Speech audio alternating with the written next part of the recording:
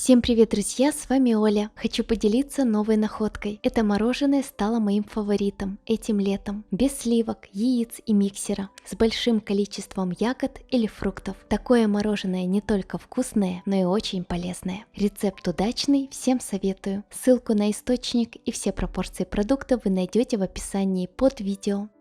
Для начала нам понадобится 400 грамм малины. Промываем ее под проточной водой и пересыпаем в удобную миску. Подойдет как свежая, так и размороженная малина. Ягоды измельчаем толкушкой для пюре, либо удобнее это будет сделать погружным блендером. Смотрите по ситуации. Вместо малины можно использовать клубнику, вишню, смородину, персики, абрикосы, чернику, голубику, дыню. В общем, можно пробовать и находить любимые вкусы. Также хочу уточнить. Измельчать ягоды либо фрукты можно до максимально однородного пюре или оставлять небольшие кусочки по желанию, чтобы они ощущались в готовом мороженом. Так как в малине много косточек и они будут неприятно хрустеть на зубах, малиновое пюре необходимо процедить через сито. Что касается других ягод или фруктов, пюре из них процеживать не обязательно. Смотрите по ситуации. Вы сами наглядно видите, как много косточек в малине.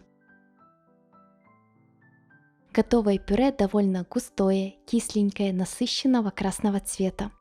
В малиновое пюре добавляем 200 грамм сгущенного молока и 200 грамм сметаны любой жирности, но лучше использовать сметану жирностью 20-25%, тогда мороженое получается более сливочным. По желанию вместо сметаны можно добавить такое же количество густого греческого йогурта без добавок. Получается вот такая аппетитная малиновая масса. Если не хотите ждать, пока она замерзнет, можете ее съесть как малиновый йогурт. Но, безусловно, вкуснее будет ее заморозить. Для этого нам понадобится контейнер или форма для выпечки, у меня размером 18 на 13 сантиметров.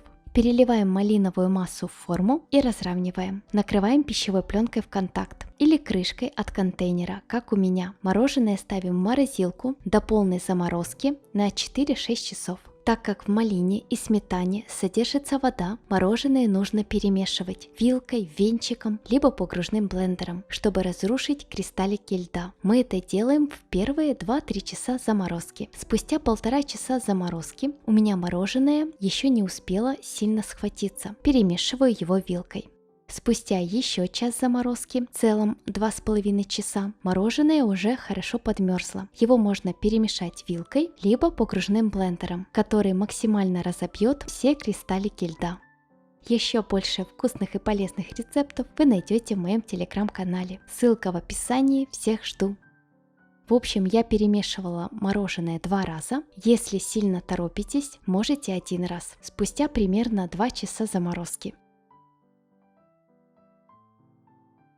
У меня прошла ночь, и я достаю мороженое из морозилки. Сразу же оно очень твердое. Оставляем при комнатной температуре мороженое постоять 10-15 минут. Далее накладываем ложкой мороженое в пиалку. Оно становится мягким, пластичным, его легко собрать в шарик.